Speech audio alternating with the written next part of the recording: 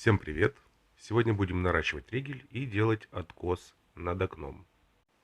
Здесь уже была обшивка стены, вот она тут есть, и клееный откос без профиля. С другой стороны тоже есть откос, он клееный, там часть колонны находится. На ригеле надо набирать слишком большую толщину, поэтому мы не будем клеить, как слева, а на каркасе сделаем обшивку сбоку и к раме. Мы уже сделали разметку для верхнего направляющего профиля и присверлили его на дюбеля. Боковые вертикальные периметры у нас тоже есть, слева и справа. Теперь отмечаем на раме горизонтальный уровень будущего, так сказать, настенного профиля. Затем мы установим внешний направляющий профиль по углу с вертикальными перемычками, выровняем его и после этого прикрутим еще один направляющий вдоль оконной рамы. Вот это наш дополнительный боковой периметр, нижняя часть горизонтальная для откоса и угловая УДшка. Торцы профилей надежно зафиксированы между собой саморезами по металлу. Следующее, что нужно сделать, это установить вертикальные перемычки с шагом 40 см.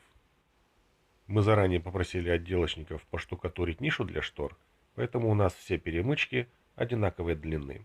Это удобно для подготовки материала. Итак, мы установили вертикальные перемычки и с их помощью выровняли нижний угловой профиль по горизонтали. Для этого удобно использовать простой лазерный уровень и металлическую линейку. Опускаем линию лазера ниже периметра на какое-то расстояние, например, 1,5 см. И под этот размер от красной линии вверх фиксируем направляющий профиль на перемычках по всей длине. Следующий шаг – это укрепление и выравнивание получившегося каркаса в вертикальной плоскости. Для этого рядом с каждым вертикальным профилем засверливаем подвесы. Подвес вовсе не обязательно устанавливать целиком. Для удобства разметки и сверления можно порезать его пополам и развернуть внутренней частью наружу. В общем, делаем карандашом разметку и сверлим отверстие для дюбеля диаметром 6 мм. Следующий шаг после установки подвесов – это выравнивание. Выровнять каркас можно разными способами. По отвесу, по уровню, по рейке, по лазеру.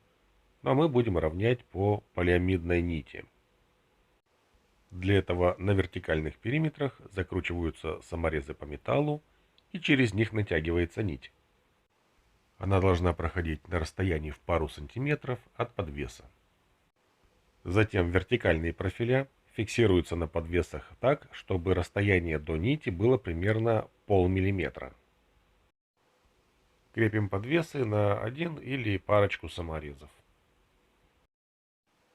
В принципе, вертикальная часть каркаса готова, и можно было бы прикрутить на нее гипсокартон.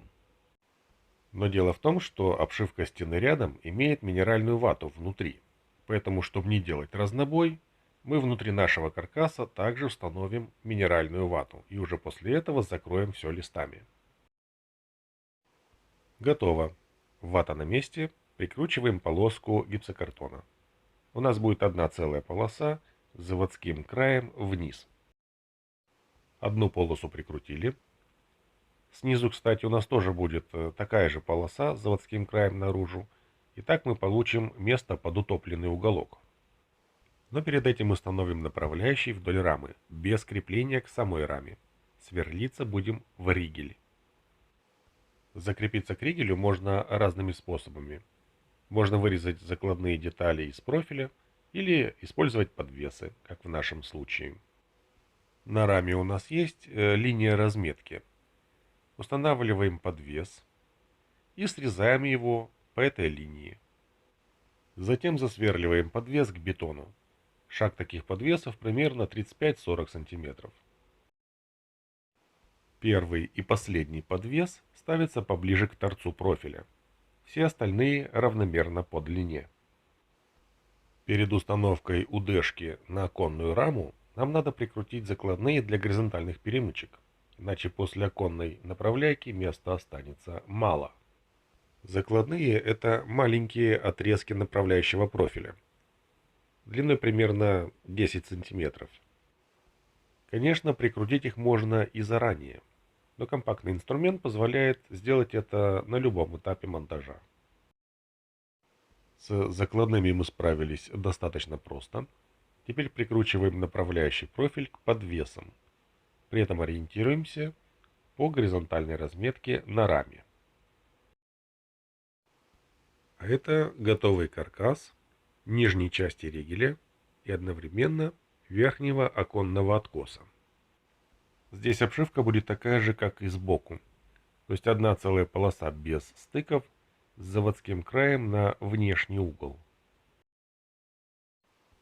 Эта обшивка снизу заходит в гипсокартонные откосы и слева и справа на 1,5 см в глубину. С правой стороны, на стыке двух плоскостей, мы сняли с гипсокартона фаску для заполнения шва смесью. С левой стороны ничего делать не надо. Тут для запечатывания шва есть достаточный зазор.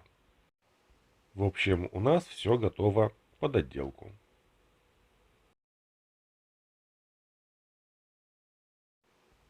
Практически готовый короб. Это его вид в белом варианте. То есть, когда установлены уголки и зашпаклевана поверхность. Никаких дополнительных слоев здесь больше не будет. Кроме краски, разумеется. Это будет не сегодня и не завтра. Поэтому наше видео на этом заканчивается. Всем спасибо за внимание и до новых встреч!